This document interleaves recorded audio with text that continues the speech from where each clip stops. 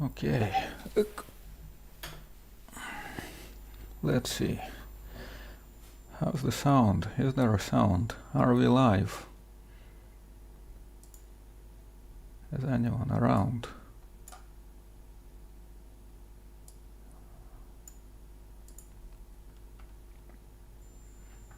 Let's see.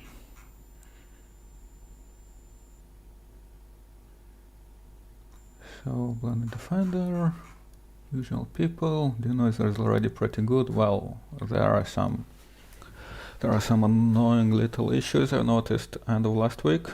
Didn't have time to look into them yet. Hello, Vadim. Yeah, okay. So,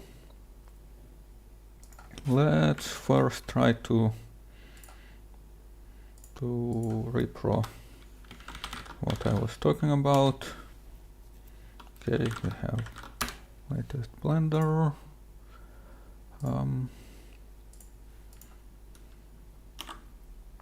So we render on a G, and sometimes it's a bit tricky to reproduce, but it's going to be much fun to troubleshoot.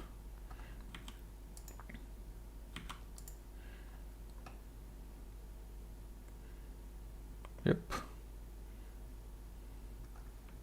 And this behavior when rendering on a CPU I didn't see, so it is something to do with the fact that we do rendering on GPU and copying data to the CPU and put it back. And there could be multiple reasons for this. So let's see if we can somehow visualize. Select a language. Like, I don't want, just give me, no, give me the empty text file. Select a language, just a text file, which you don't even have. A text editor which doesn't have text, plain text. Anyway, so let's just do C and some comments things. So we have GPU compute device, and this is where we do the path tracing.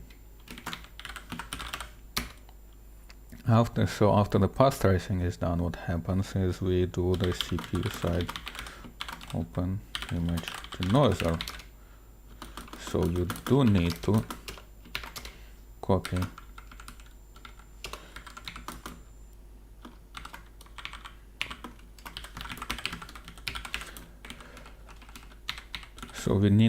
stuff from GPU to the CPU and run the OpenImageDenoiser, and then there is one little annoyance that we need to copy things back to the compute device.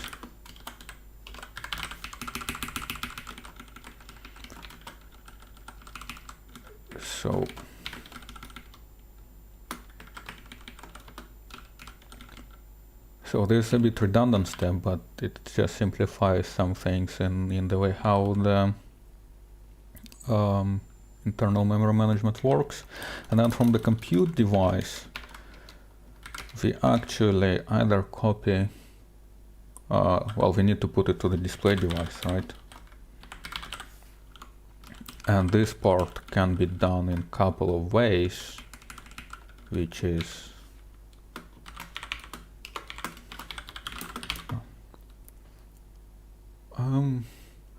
so it's either to the graphics interrupt or the OpenGL.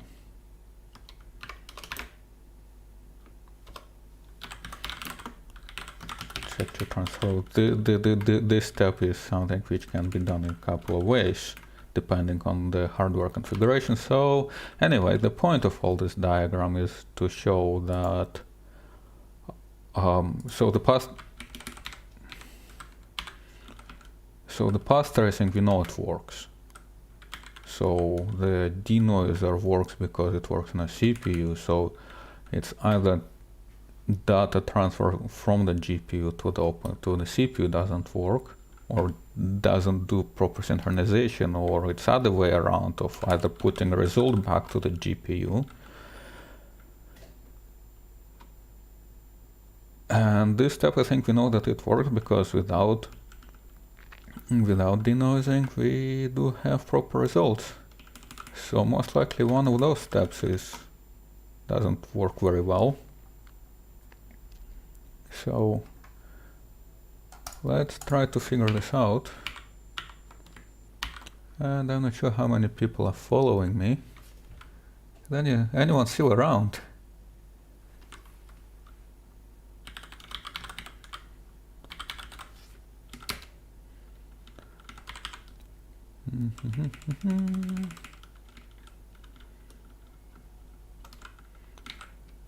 So what we can do here,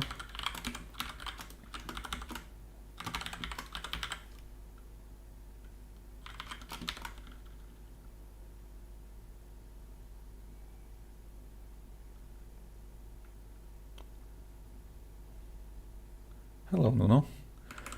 So where do we access the data? Oh, we do pass. Okay, so okay,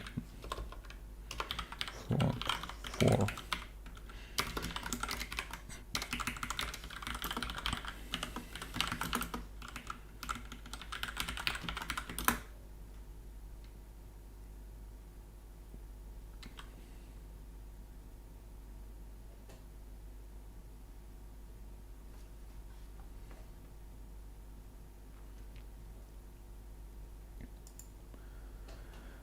So would adding a variable zoom tracking oh gee, variable zoom tracking, I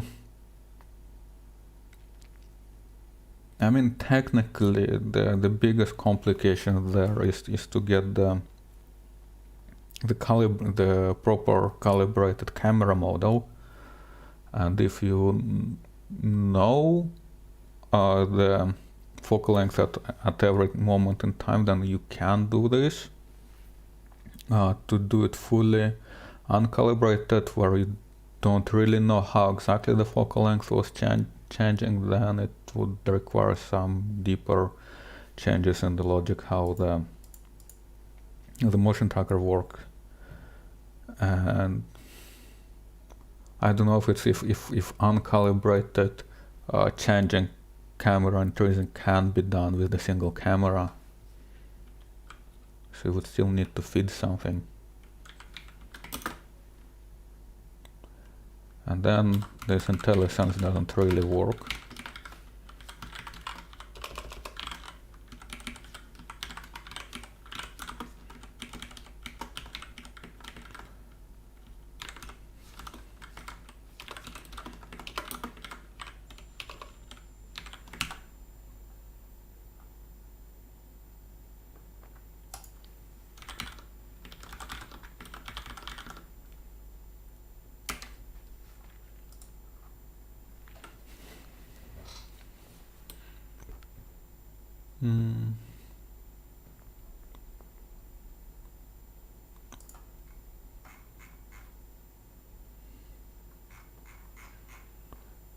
Okay. So okay, another developer rant is why C++? Can you just tell me briefly what's wrong? Oops.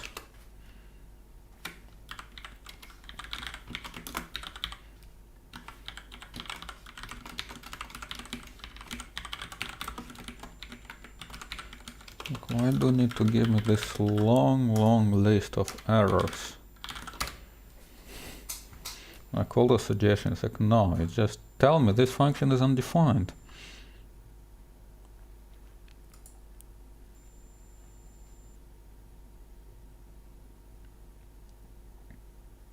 Looking forward for the volume rendering. Yes, me too.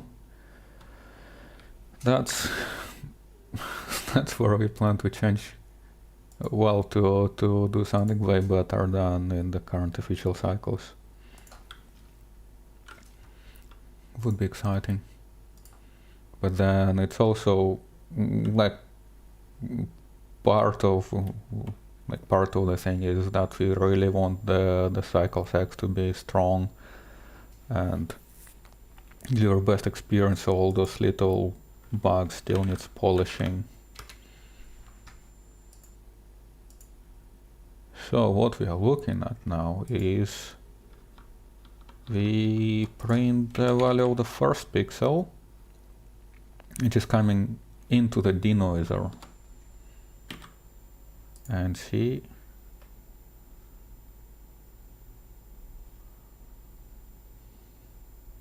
okay, so what do we have here? It's like this is the value of the first pixel, and it's RGB and transparency, which is 1 minus alpha. So as far as the denoiser is concerned, all the data is there.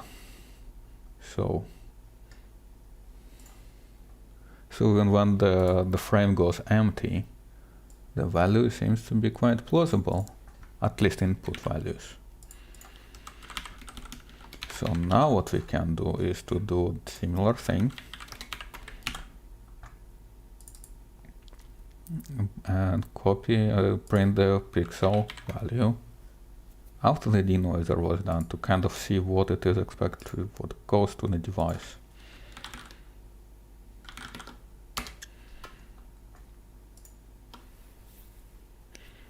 And the entire, hold on, how do I show it? So the entire call of copying the data back to devices, it could be redundant if you don't use the graphics interop, because wait, hold on, other way around. If you use the hold up a minute.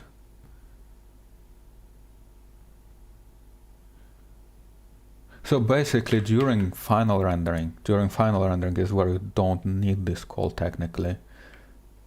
And the only reason why it exists is because somewhere down the road after this call, the access, the data access which is used by Blender will copy from the device, which will, if you don't copy back to the device, we will override the denoised buffer. But anyway, that's like little details. Let's go back to debugging.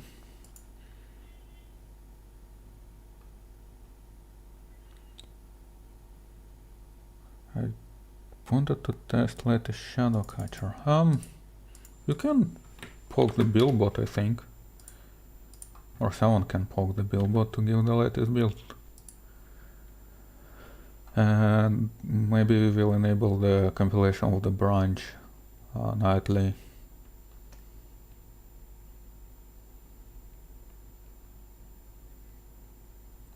Okay, now it cannot.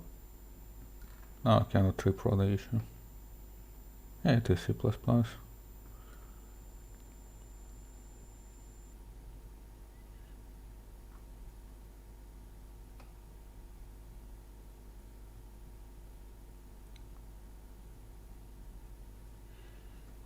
So this happened to me. Yes, I had OpenImageDenoiser.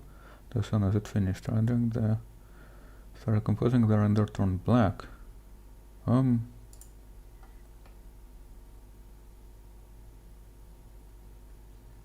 now I cannot reproduce the issue anymore. Okay, now viewport flickered and the value still seems fine.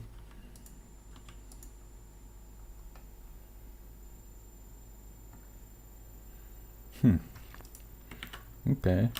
So you've been using denoiser, OpenImageDenoiser. That's too slow. So let's do some quick checks.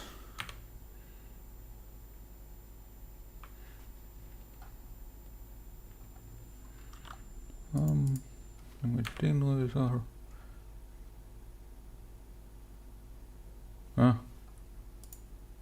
Seems to work. So maybe CPU.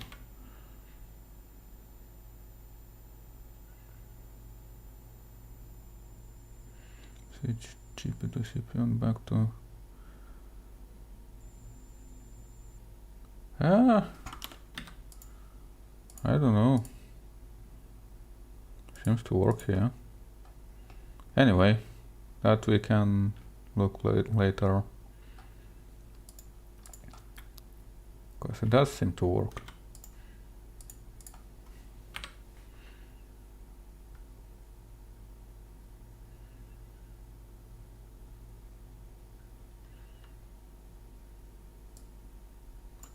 It could also be that maybe the build, like make sure you use the latest build, and the build on the buildbot might not be the latest one. But anyway, so the value, hold on, let me verify. Like this.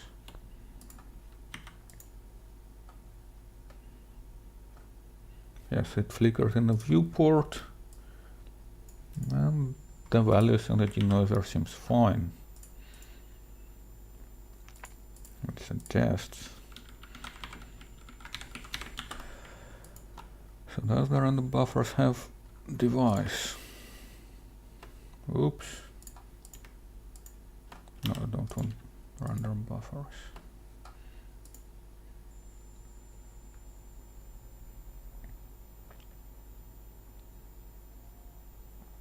From 12th of May.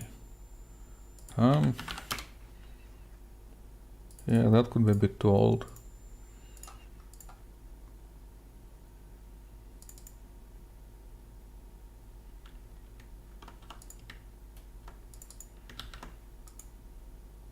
Okay. Buffer. Why? A buffer params, no. No, random buffers. Why do we need this?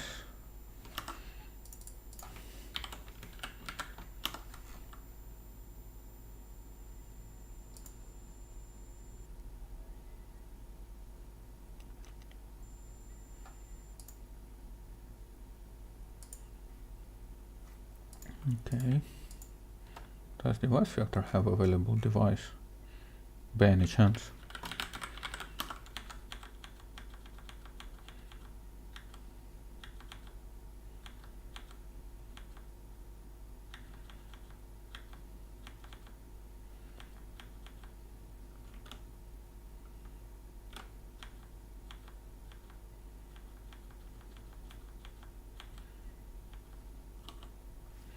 Where's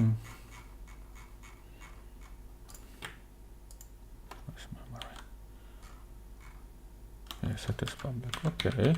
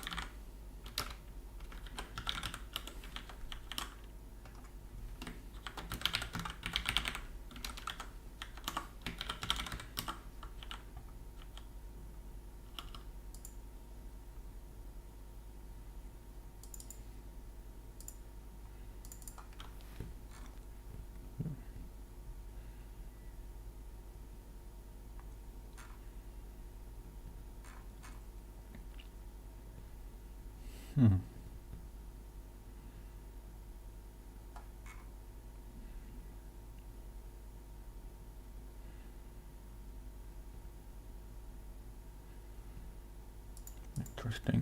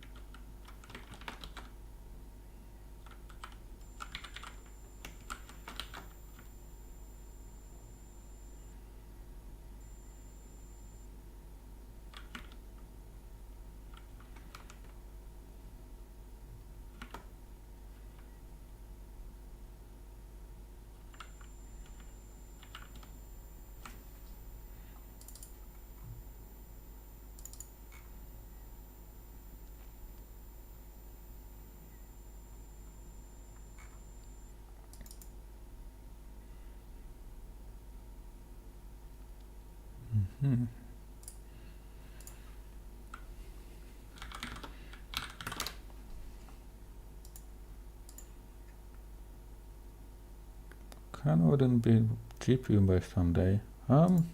Maybe. Hopefully.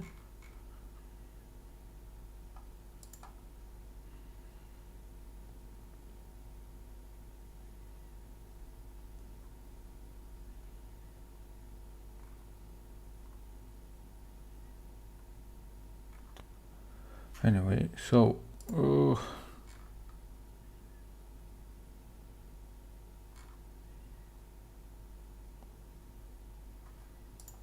so this call is synchronous actually.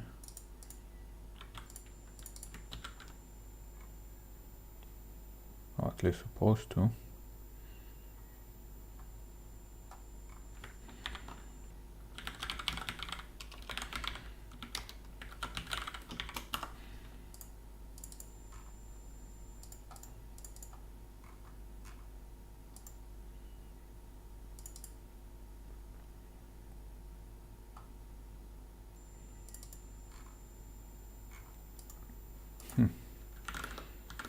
Well, let's try another thing, which is switch to the display device compute and then wait for thing to compile.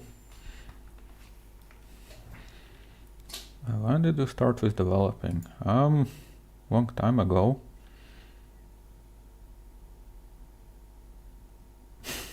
That doesn't look very realistic.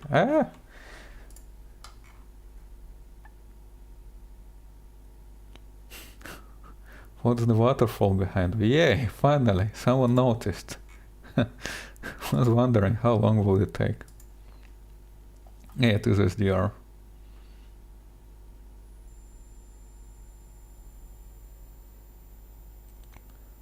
Cycles viewport under seems to only update every n samples. It updates every constant period of time, and it is expected.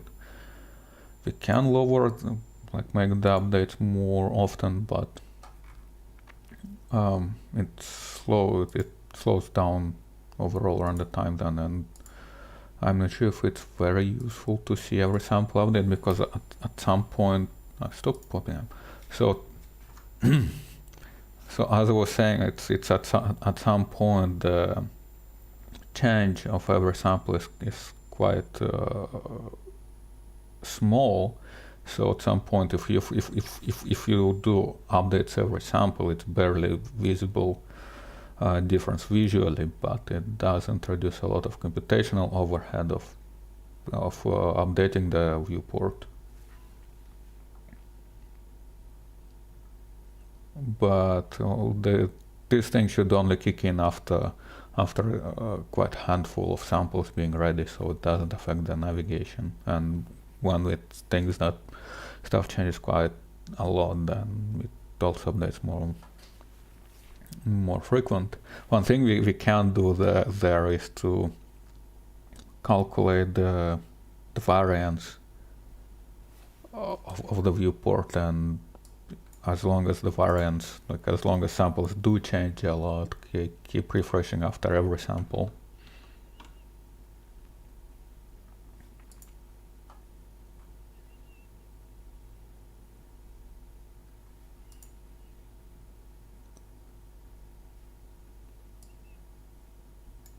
Oh, come on.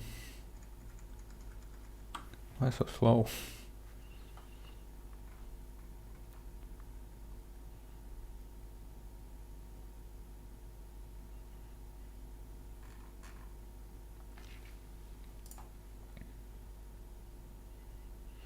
And on the variance estimation, we do need a better formula there, because currently the emissive surfaces are not handled that way by the adaptive sampling.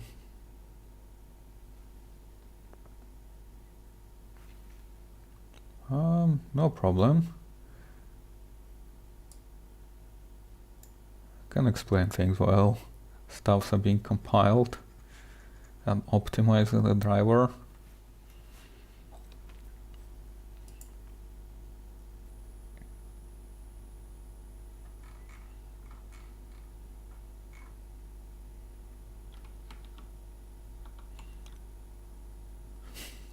Thanks for creating a great program. Well, thanks for using our program. We're creating it because of you. So, while it's compiling,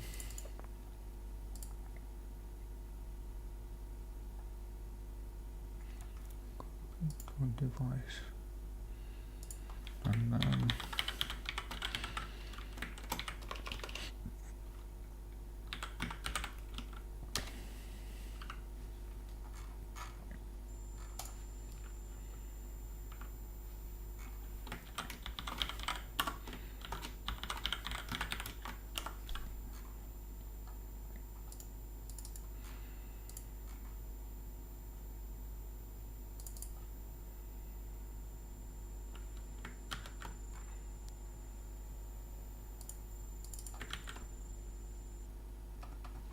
okay.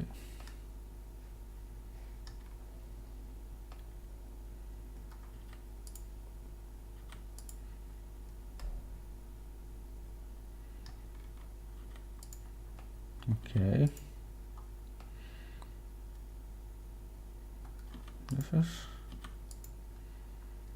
This is interesting. So it happens now is I change to the display device, so now the graphics interop is used to do color management in the viewport.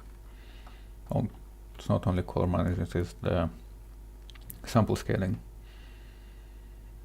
And the issue seems to not happen. Okay, so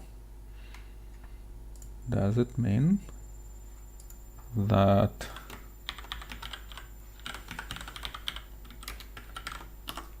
the issue is in the what we call naive implementation?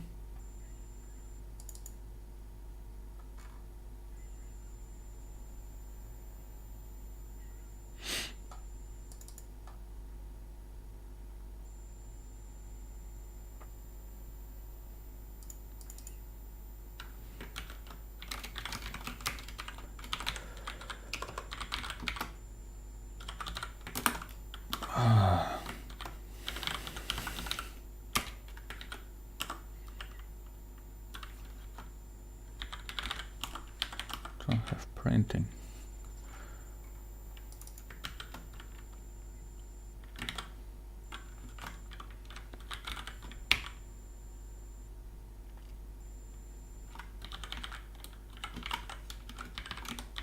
So let's do a similar trick.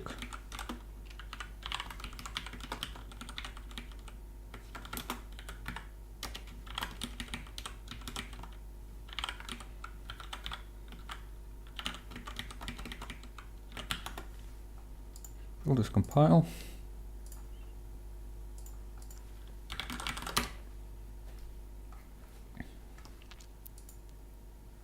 Oh, it does not compile. Oh, because it should be half 4, obviously. Duh.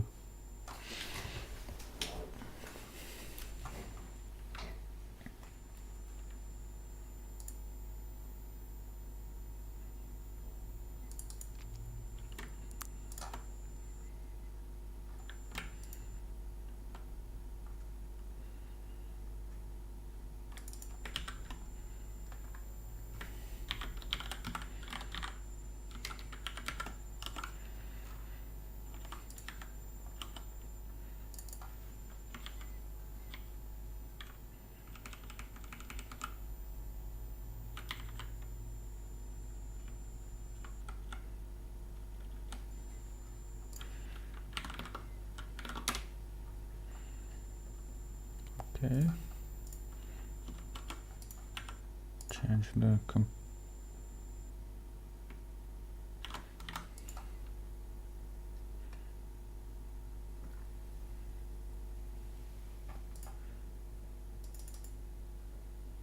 uh-huh.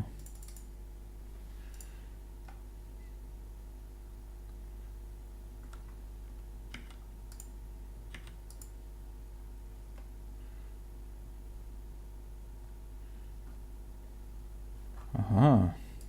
So sometimes in the display buffer we do see these oddballs, and they do correlate to the transparent view.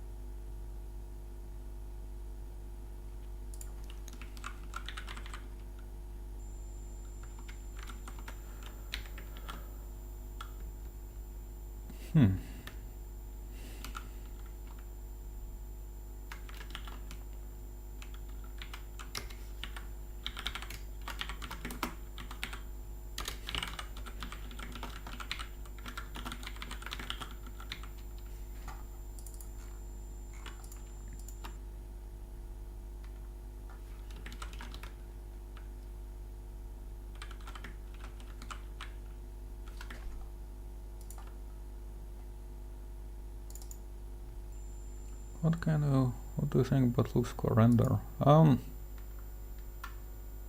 mean, what can I think of it?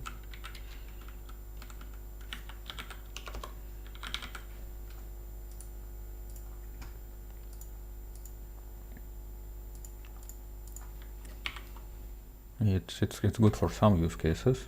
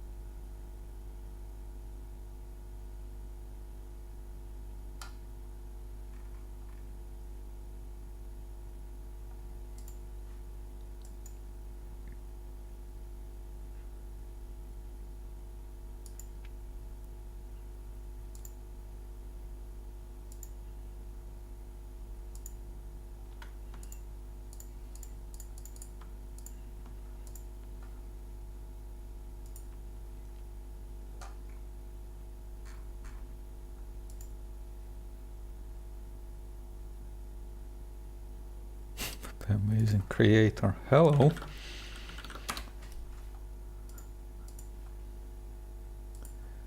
What are the amazing things are you creating?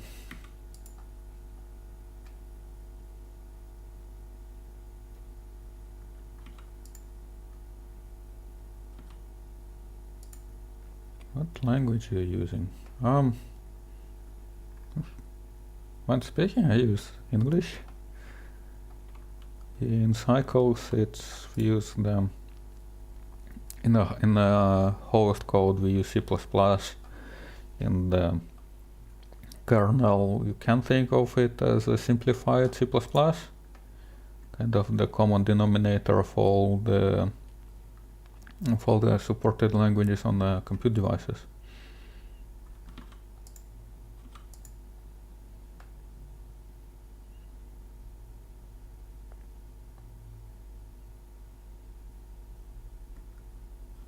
I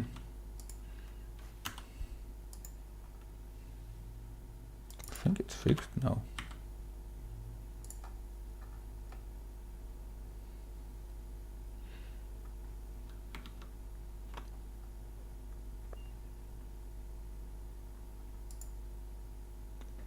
Bidirectional path tracing for cycles. Maybe, but there are some other tricks to do for the unidirectional, because the bidirectional it does help in some cases, but it's not really a magic bullet. and it's not like you can just switch to the bidirectional and all of a sudden everything's rendering better, less noisier and whatnot. And ideally what we want is that just some presets where we say, okay, so I want the best quality, and no matter what kind of shot you are rendering, you will get it. And you can do something like path guiding, things like that, to kind of push the unidirectional path tracers in direction of what bidirectionals are allowing to do. Again, that's still not the magic bullet, but it's at least more friendly for artists, I think.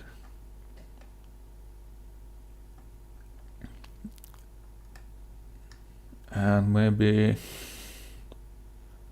there was this paper, I think, this manifold next event estimation. Don't remember the details. I think Brecht was mentioning it somewhere quite recently. I think he's more familiar with it now. And that seemed to be some trick which we want to explore.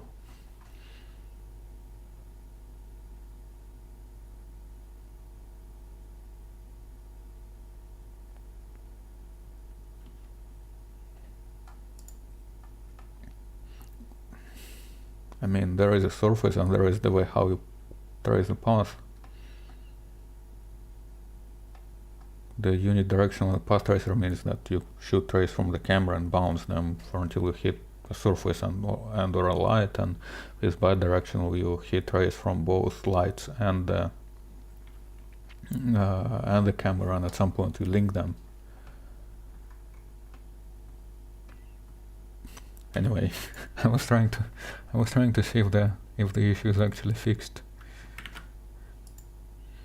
because I'm not fully sure. So let's touch.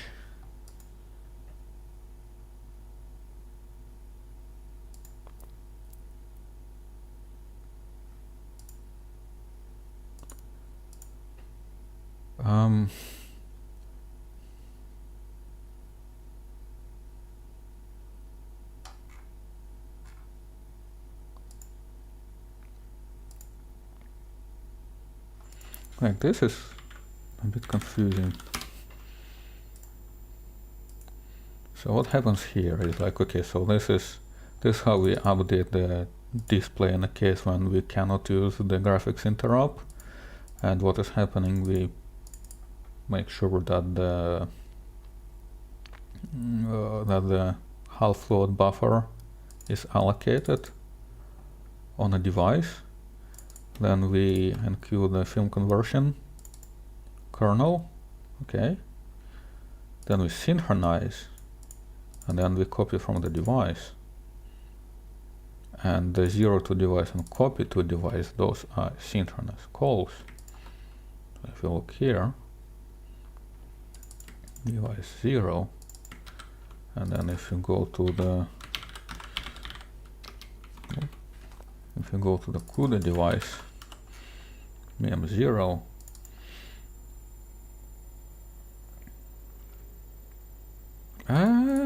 is it though?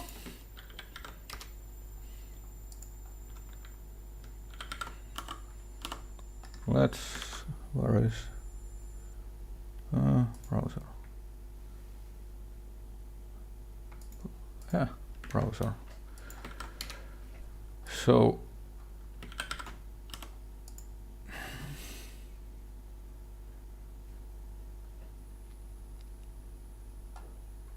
device pointer value set a number of elements.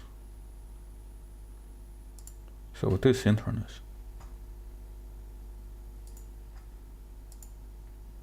Because the 0 kind of seems that it might be related to the queue. So anyway, so this guy is synchronous. Those two calls are synchronous.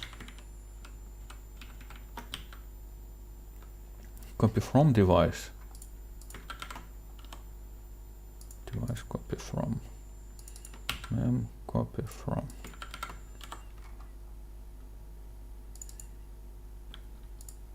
device to host.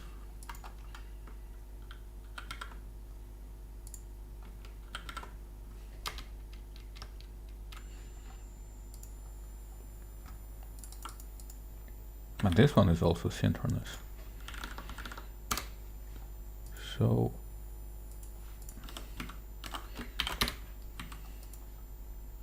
So this is without any fixes. Yes, and it does flicker.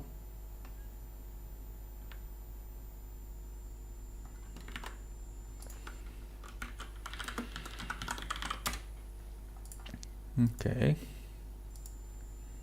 And what happens now is we enqueue the data transfer in the same queue as the kernel invocation. So, but then why does it help?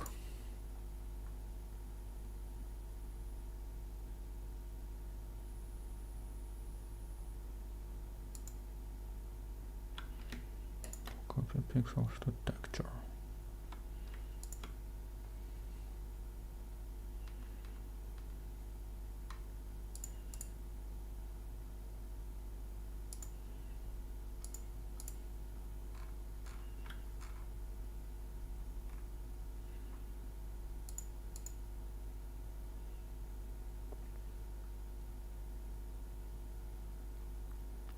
Anything?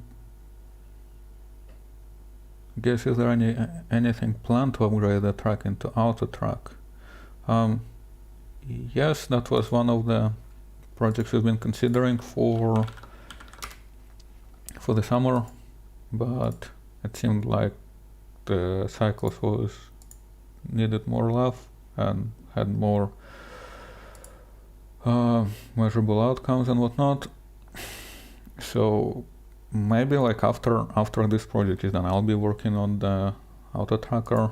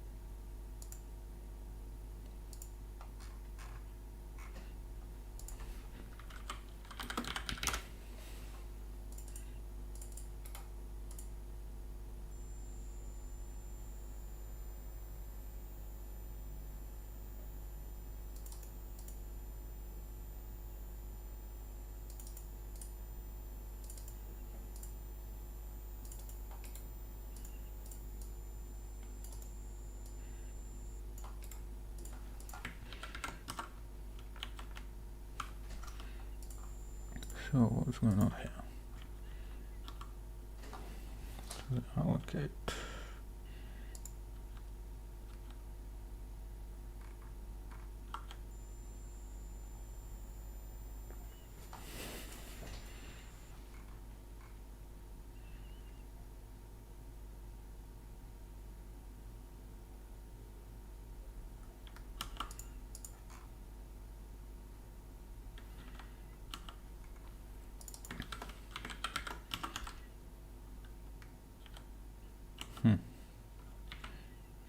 Anyway, it does seem to be fixed, and it's proper thing to do anyway.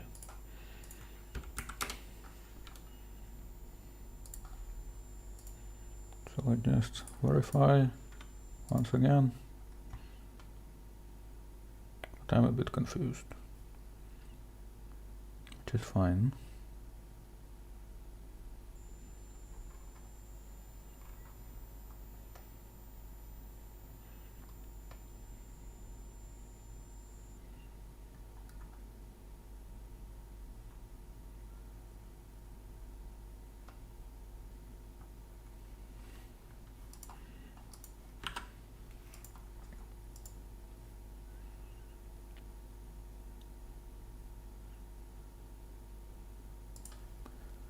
Okay,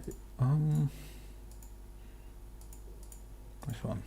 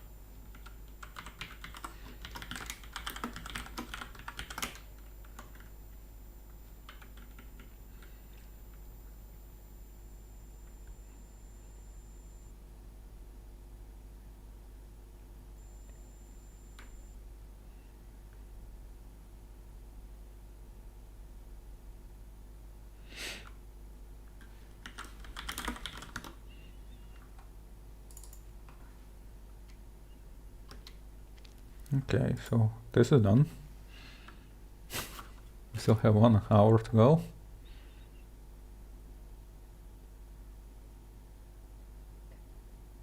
Why object is transparent busy control do not render in a yaw path? I don't know.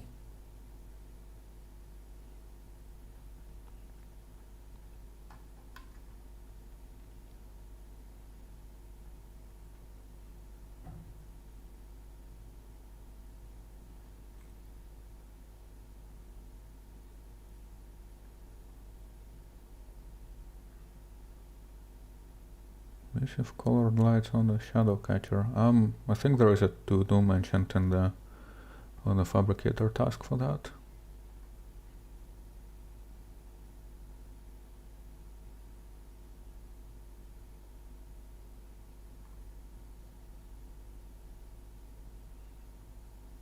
Out of curiosity, did 3D modeling as an artist ever interested you? Well, that's the funny thing. Before becoming Blender developer, I was a Blender user, doing some little things like either the just poking it around in the evenings or using it to create some icons for work. We all made a modeling project. Well, the latest one was, I mean, nowadays using Blender to model some stuff for the 3D printing, yeah. But I'm not sure if that's what you're asking for or what you're asking about. As more like an artist before being a Blender developer, I think the latest one I was modeling the DeLorean. I think you can even find it somewhere on the internet.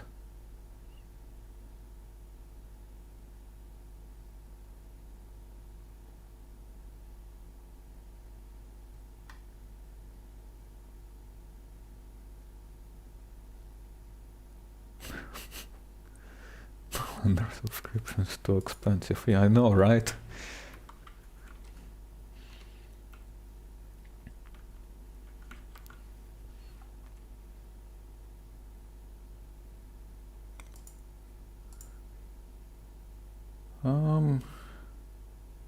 About Apple, well,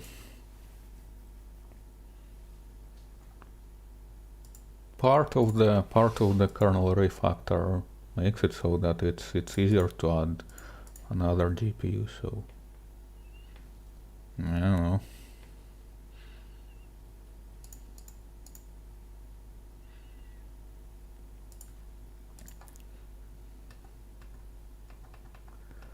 Anyway, let's clean up a bit, and what else can we do? So this thing I think is fixed, so we can go to the next improvement. And let's see if I can reproduce it.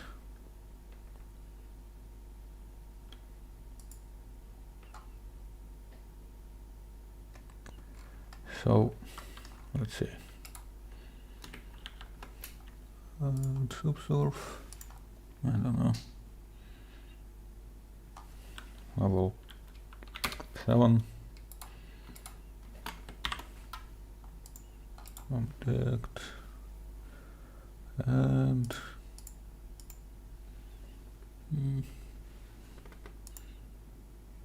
no. So just a lot of instanced objects, right? Now, check this out.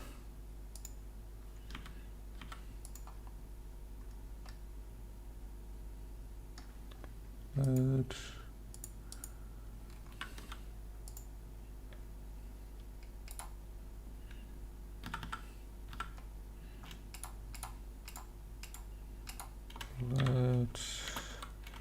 make them even more.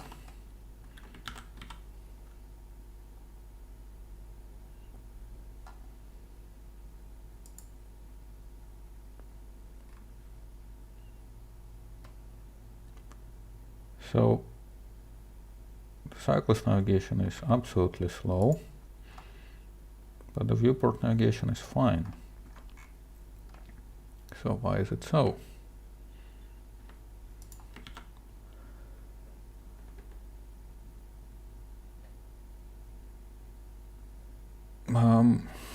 Support for new Macs, sure. I think 293 is gonna to be natively compiled for the Apple Silicon as well.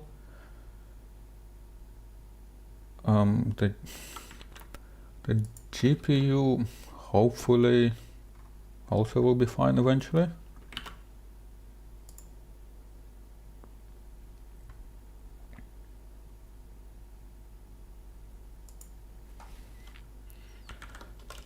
So here is the thing I noticed last week as well. So some grep magic for the logs.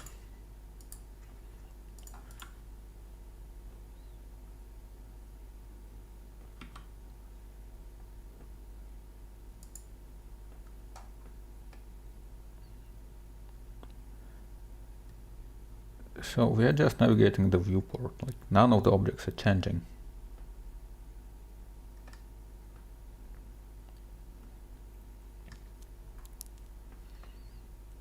So, and we are spending 0.2 seconds on doing what exactly? And we're spending this much time on just making sure that stuff which didn't change is updated on cycle side, which isn't very great. You can do a way better job here.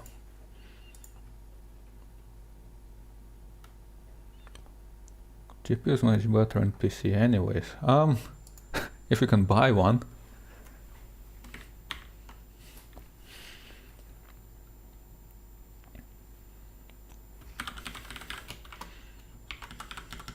So let's see what's going on here.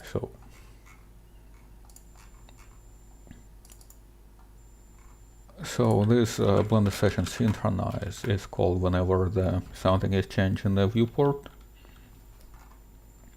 We have the dependency graph, which is lovely. We do some recall flags, and then whenever we are ready for the reset, we say, hey, synchronize data. And then in synchronize data, we will do synchronize objects. And then we go through every instance. And then we try to synchronize this instance.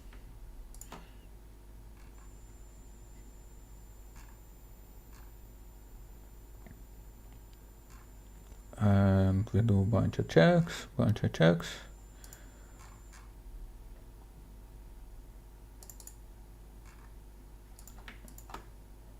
Pick.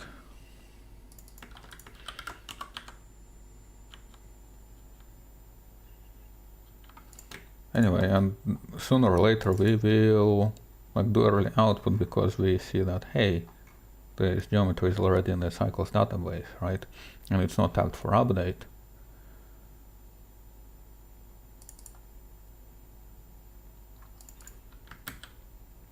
Although, where is this? Another geometry.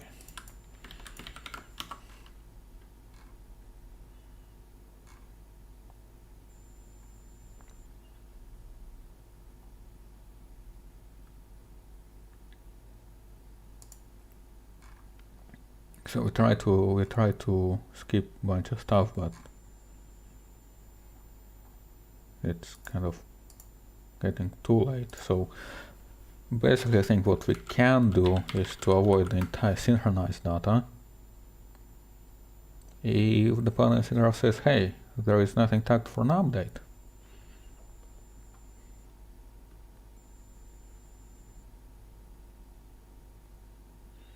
sometimes my knife tool doesn't work for me suddenly.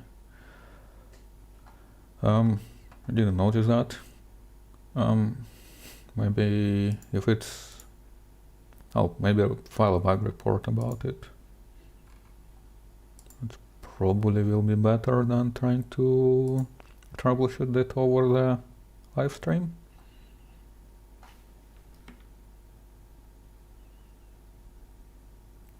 I'll copy everything over to a new file and it works again. I don't know.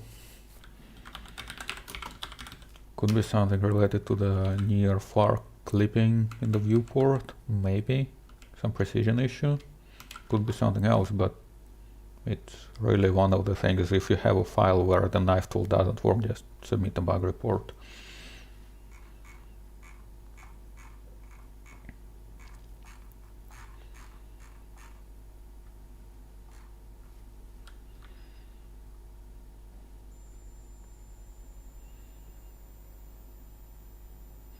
Holerania.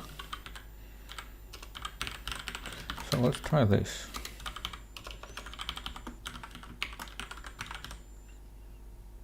How do I submit bug? Oh, it's a bug report. Okay. You go here. You open Blender. Let's try.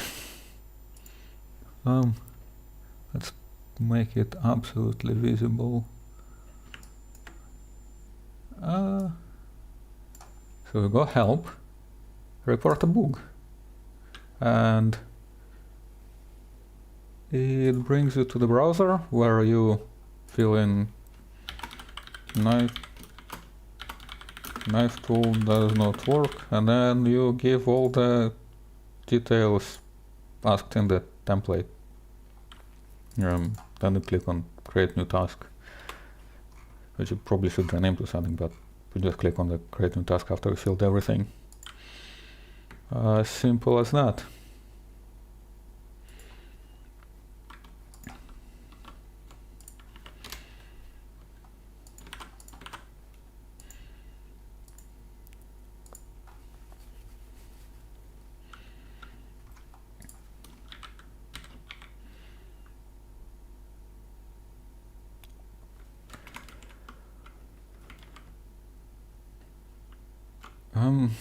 Okay, recalc, sync, recalc.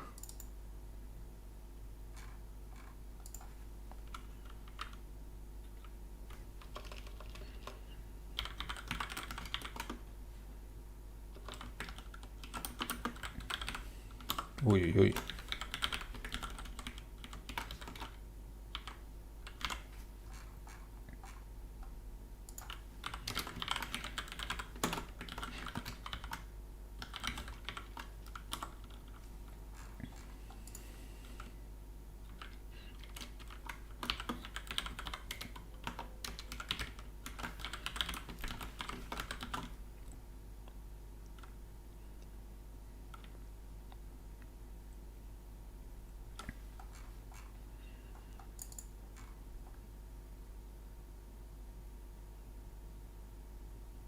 Please do matter flow as well. Huh? Eh? What does it mean?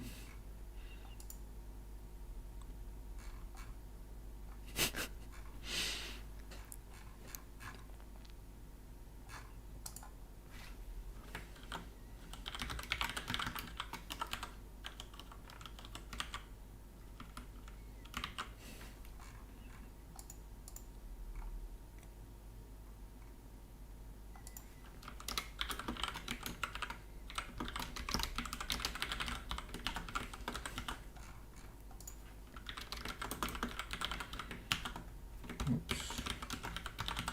So let's try this.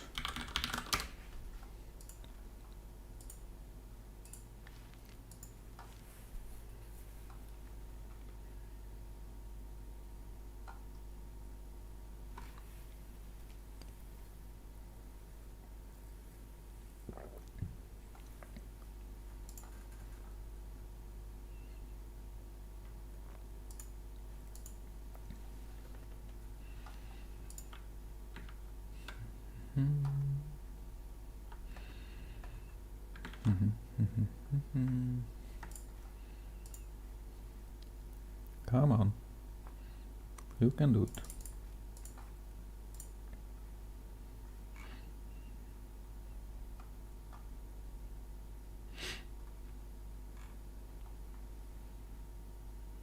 Wait, I think I forgot something.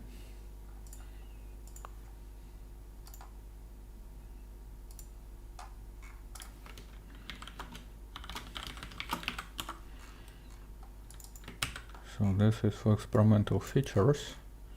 When the stuff changed, but we also need to do something on regular updates.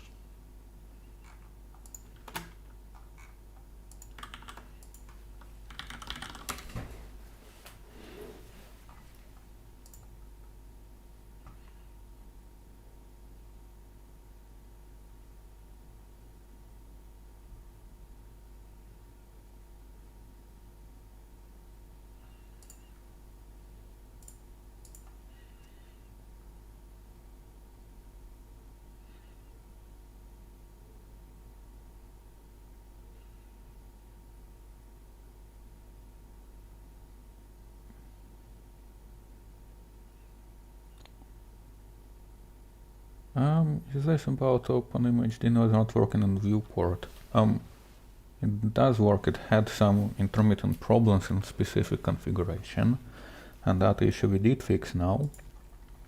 Other than that, it is expected to work just fine.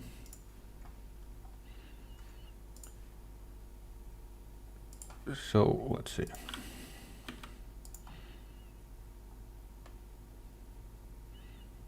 Yeah, there's still some lag, but not as expected. We can do this and then it feels much nicer.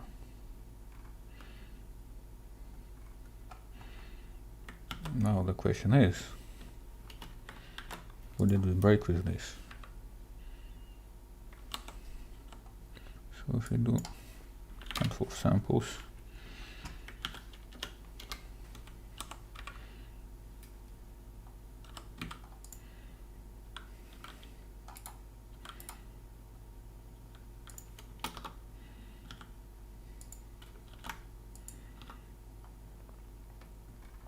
so the update seems to work.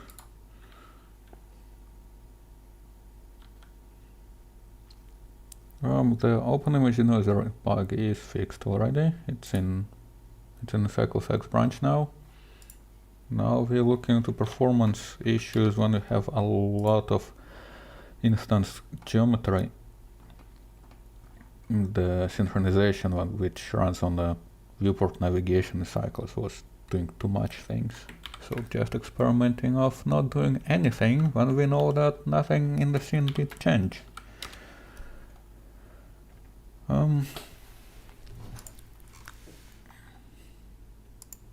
Let's try this.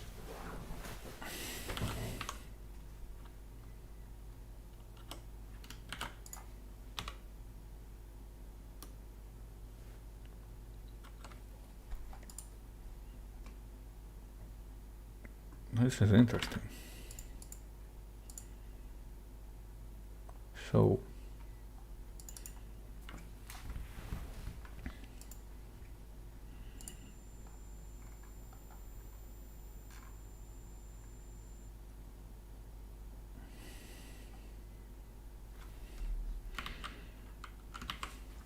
let's see. So we do the persistent data, right? Then we change something.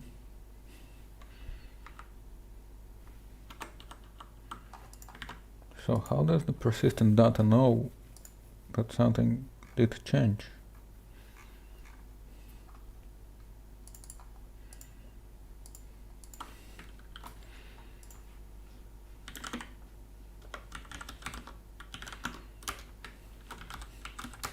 Let's do the debug build real quick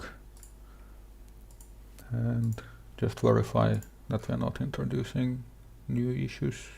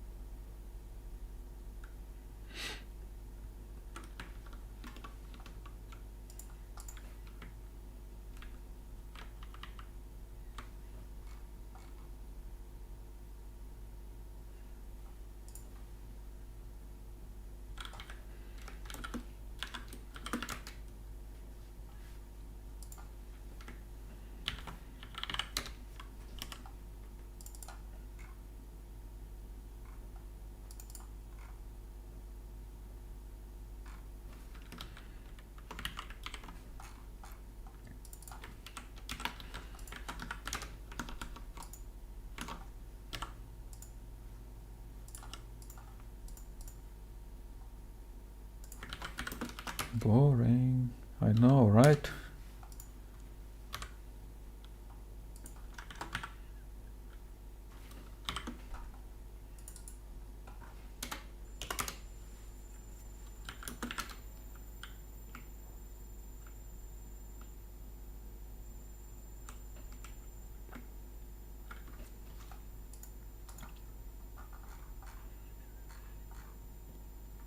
What does it all mean? It means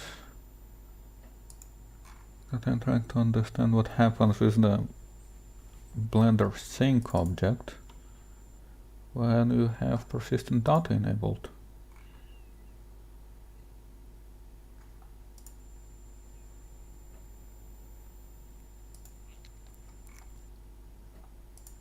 Because the Blender session is not being recreated when you have the persistent data enabled. So why is it so that we have a Blender sync object which is never being recreated? Aye.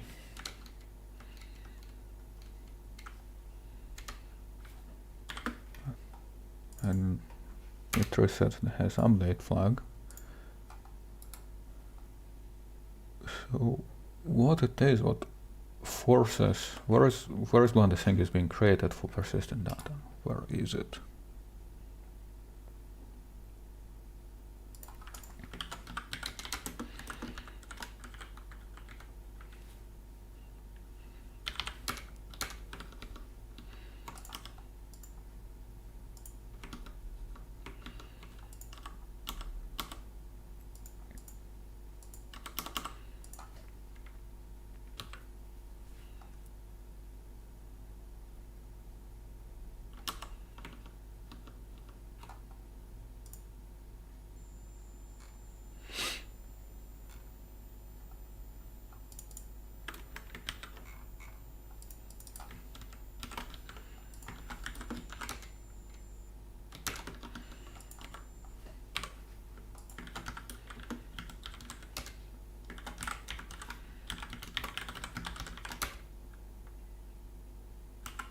And also that updates.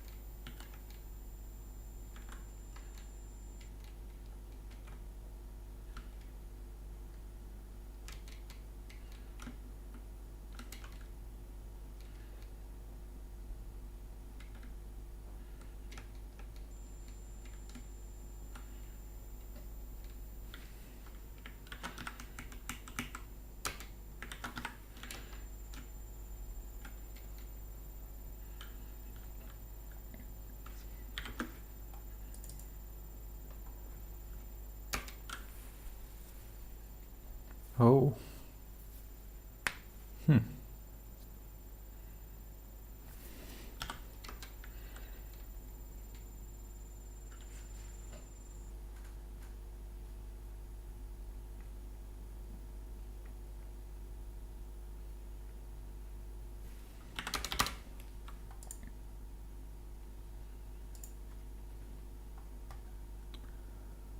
I had a bug when you enable persistent data.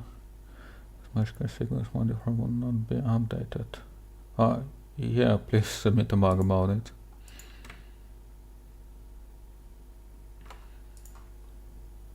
Python is powering Blender. I'm not sure.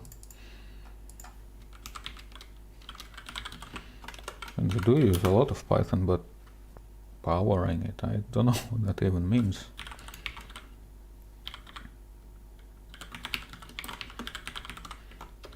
Let's make it a bit more explicit.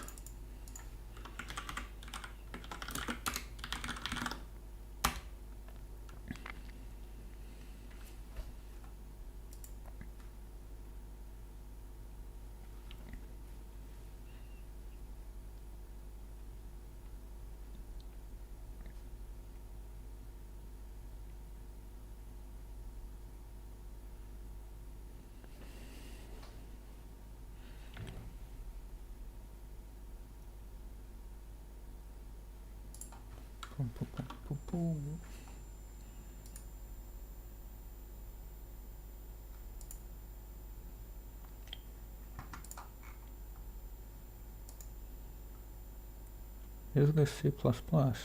Yes, it is. It's even an extension, .cpp. Okay.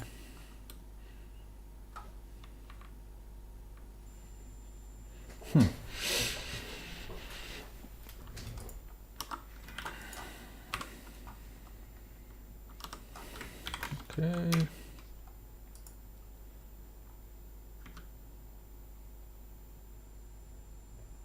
Get an Easter egg. Maybe?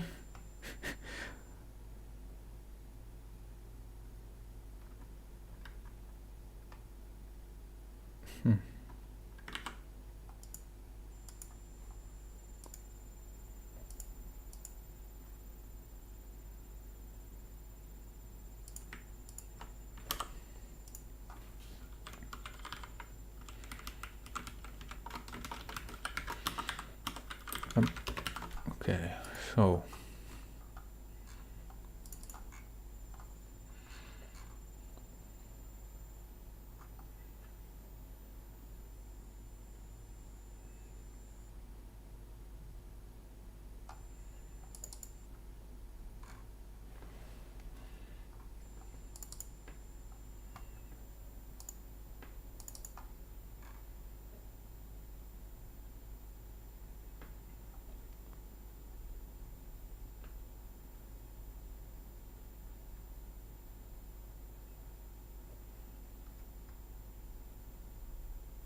Blender thing, what does it do? It synchronizes data from Blender side to cycle side.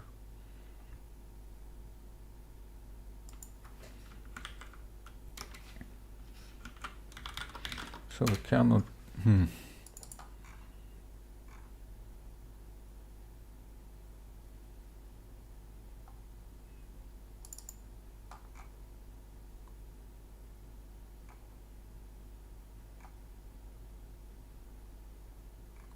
That's a bit annoying. Because reset session also used in the viewport, I guess. Let's verify.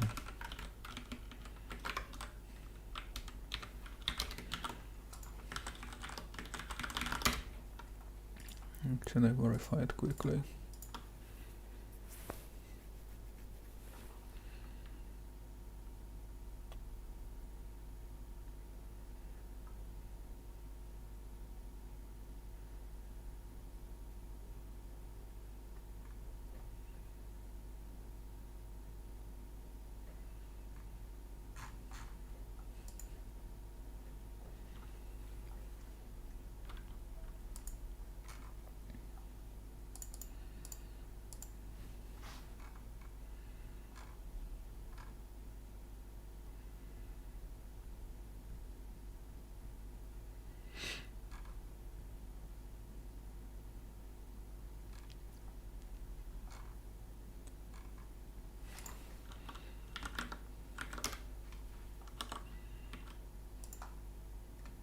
Yeah, it is used in a viewport. Okay.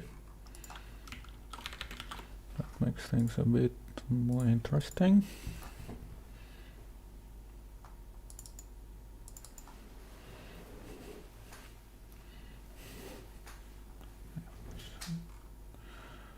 So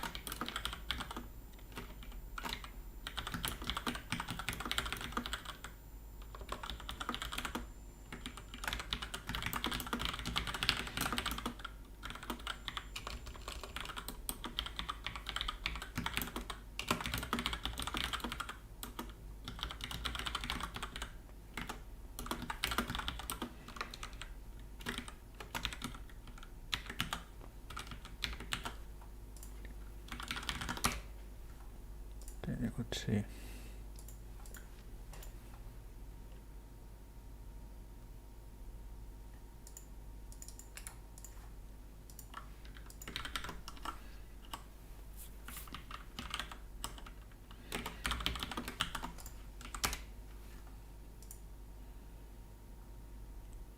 Yeah.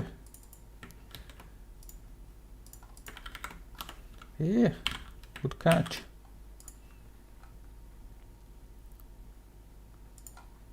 Yes, yes, yes. It's fixed.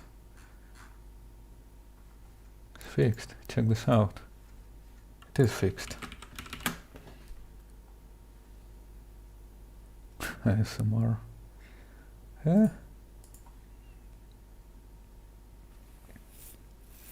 Can put my microphone next to the keyboard and not tell anything. That would be ASMR.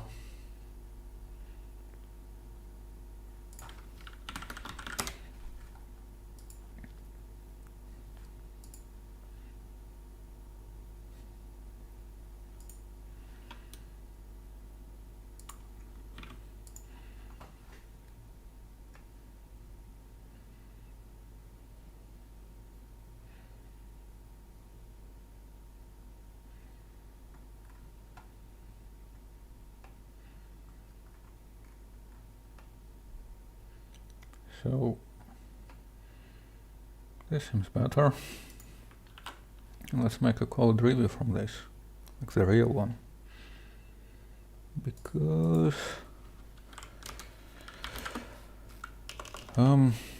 okay.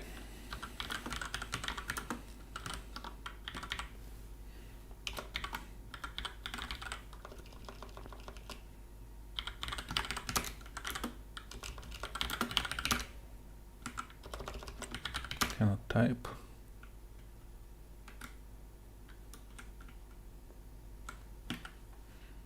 Let's add a bit more comments.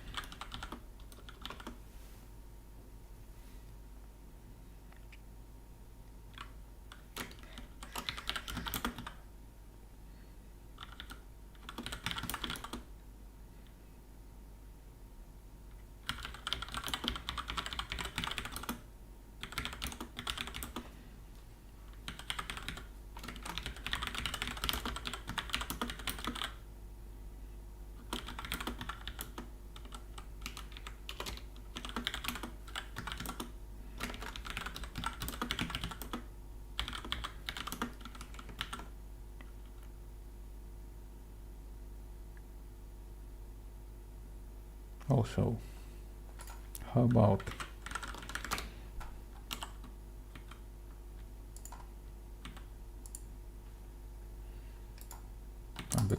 okay, deletion also works because scene is tagged for update.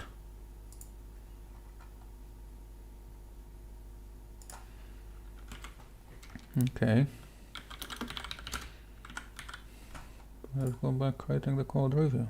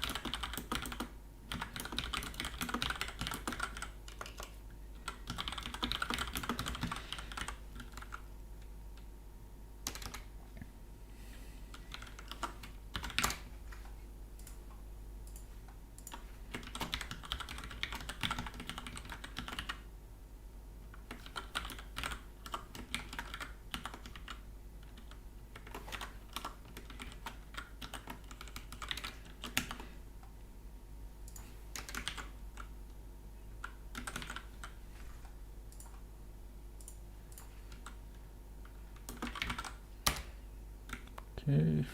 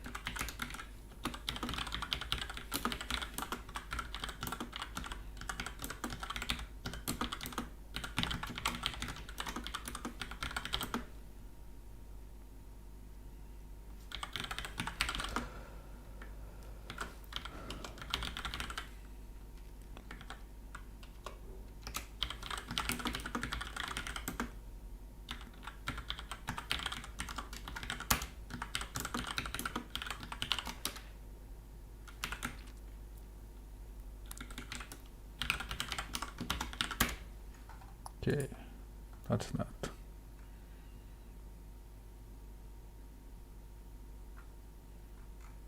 Let's see what happens in the chat.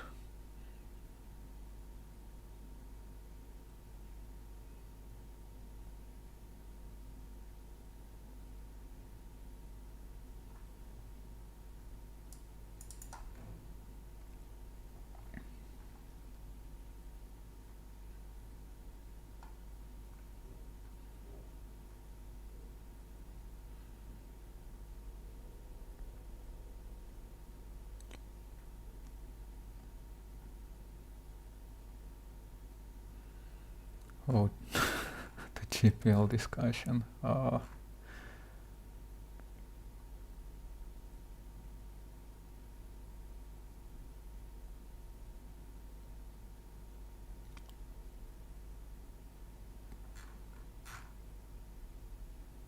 Which comment? There are many comments. There are many typos. Also, it's not the entire Blender is GPL.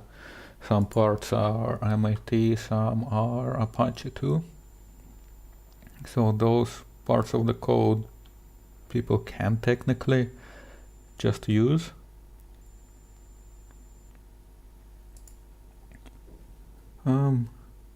Anyway, it's like almost the time to wrap up the work for today, as in wrap up the stream, so everybody can chillax a bit before the Blender Today stream. Let's catch up with some of the comments. So basically, indeed, you cannot just put GPL code into other software unless the software is GPL compatible. So if you do this, basically the entire software becomes GPL, and you would need to follow the closures of the GPL. Some areas like cycles, they are Apache. So there are integration of cycles into other softwares, and being Apache, that's what actually allowed this to happen. So of course, I'm not sure if anyone is actually interested of just stealing the cycles, because you would need to maintain it, and it just easier just to integrate the whatever is in upstream and work in upstream. And people do this. Some other areas, such as motion tracker, for example, those are MIT licensed, and some other third-party libraries, like which some of them we wrote, some of them we use, they are MIT, BSD, or whatever, and those you can technically get from Blender and integrate into whatever your product.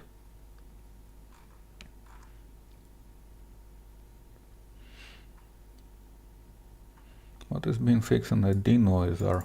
Spontaneous empty viewports during navigation. But they can steal the idea. I mean, stealing the idea is a weird term, I think, but they can, like I think in a programming world you can put it as that you cannot copy paste the exact implementation of the algorithm, but if you see some of the algorithm implemented somewhere, you can get that algorithm and implement it in your software.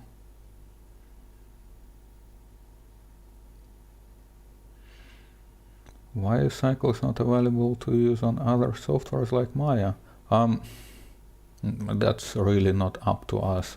Cycles is used in some other packages, some commercial packages, and it's them who are working on integration. So if we want Cycles in Maya, it's really up to Autodesk probably. Or you can also write an add-on, probably. I don't know how add-ons work there, but nothing stops you from getting Cycles standalone, for example, and making a little wrap around it for an add-on and integrate it in any software you want. One of the crazy things during one of the weekends I had is to try to integrate Cycles in the KiCad. Which SDR are you using? Are you ham radio operator? I just have the RTL SDR. I'm not an operator, I'm just the passive listener. It's a bit weird to get the license here. Here you can only pass the exam in Dutch, so first I need to get the good understanding of the electronics Dutch, which isn't too terrible. I did some of the example tests and it wasn't too bad, but it just takes some time, and it goes all slow and whatnot.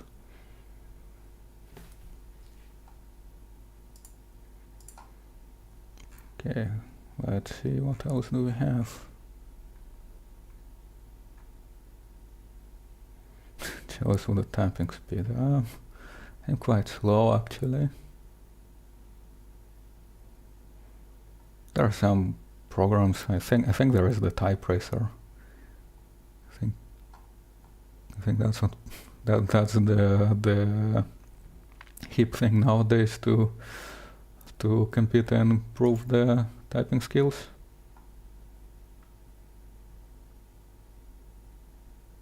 Technical people could still make some derived from cycles. I think so. At least I don't see any stoppers from this. It's Apache license after all. If it's the question is it something like others really want to do it because there will be maintenance cost for maintaining their forks. So usually people from the studios do tend to upstream everything just because it helps them.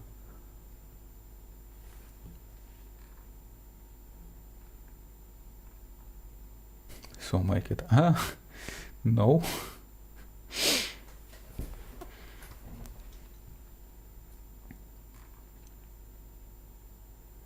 Make cycles a standalone renderer. There is one already. It would need to have all the changes from the cycles.x backported there, but there is a cycles repository on git.blender.org, which is gitblender.org/cycles. You can clone it. It will have all the tags for the versions and whatnot, and that's what the external integrators are using.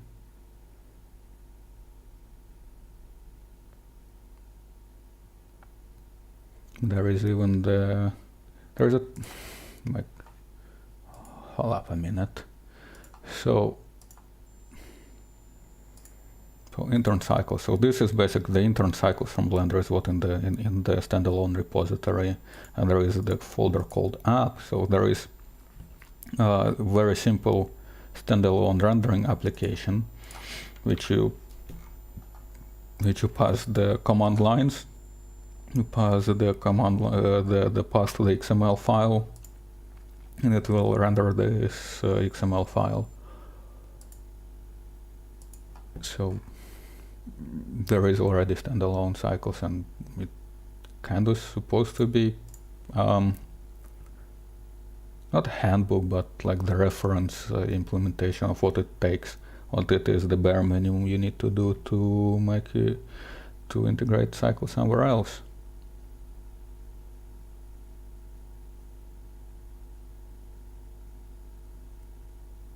How is the AMD project going? I'm not sure which exact project you're talking about.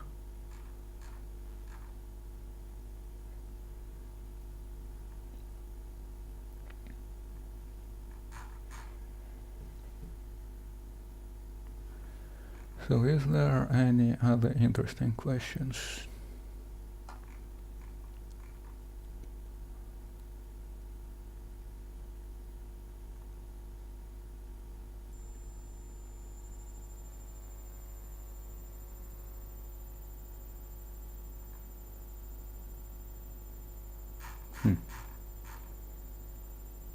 Anyway, so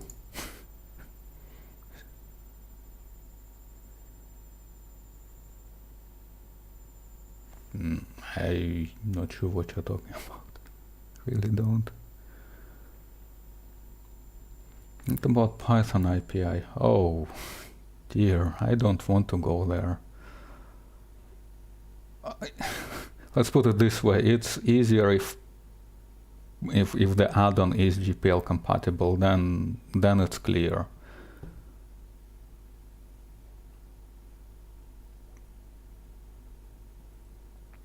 If there are tricks which you can do to make things to kind of like push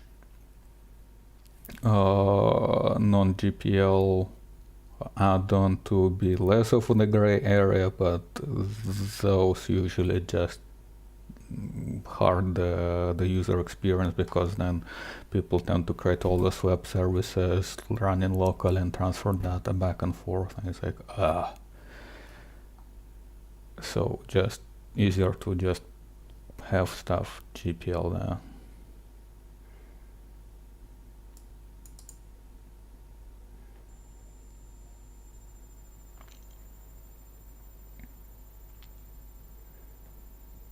Volume is compatible with CycleSegs. CycleSegs do not have volumes yet, it's planned. Why doesn't Cycles have bloom? Because bloom is approximation.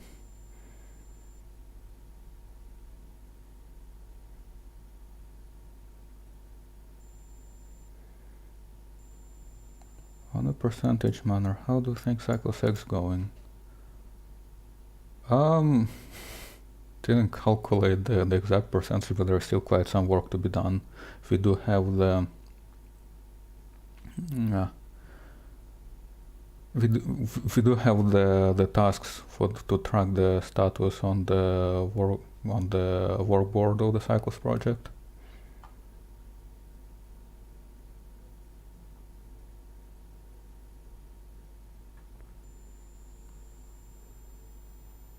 Automation means it's, from my understanding, the bloom is more like a blur of the light.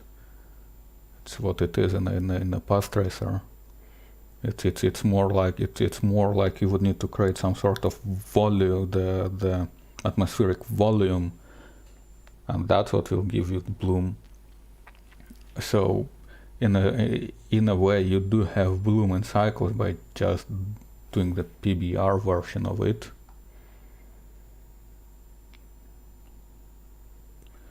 How much would you rate Eevee lighting as compared to real-time lighting?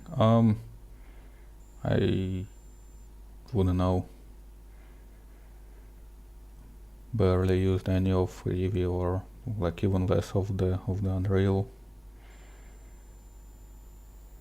Of course, Klima is still a part of developers. Yes.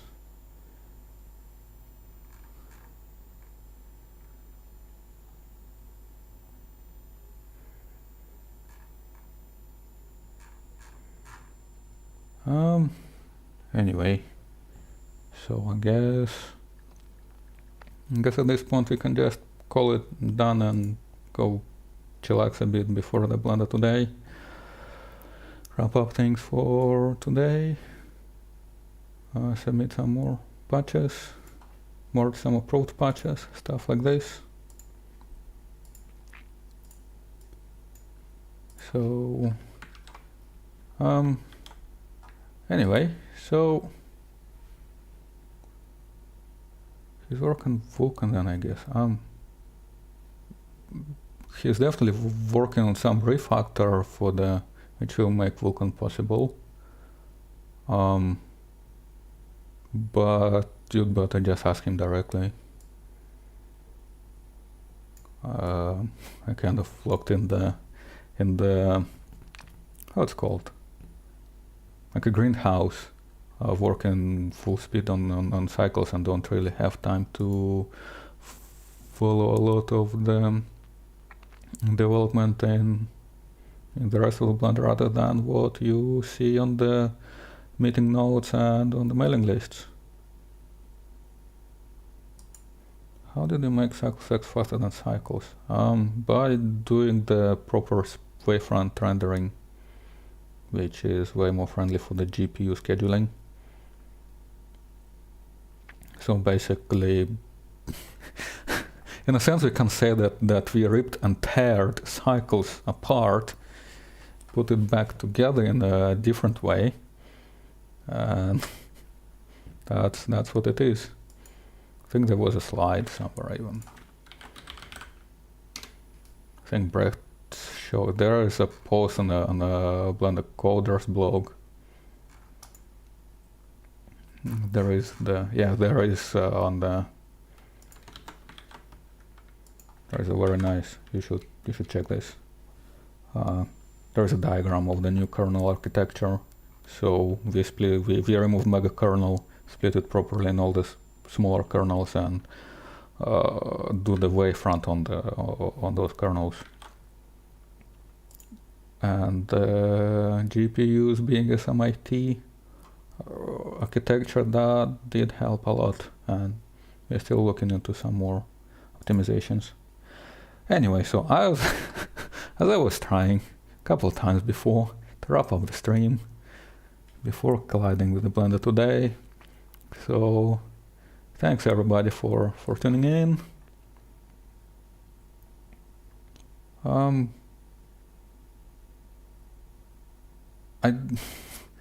Anyway, so CycleSex bypass the performance difference. I don't think that's directly related to CycleSex, so that's something we would need to look into anyway. But it's something to do the more like ongoing development, identify what it is exactly.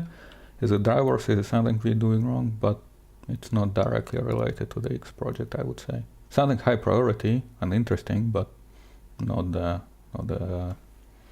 CycleSex per se. Anyway, thanks everybody, and see you next Monday.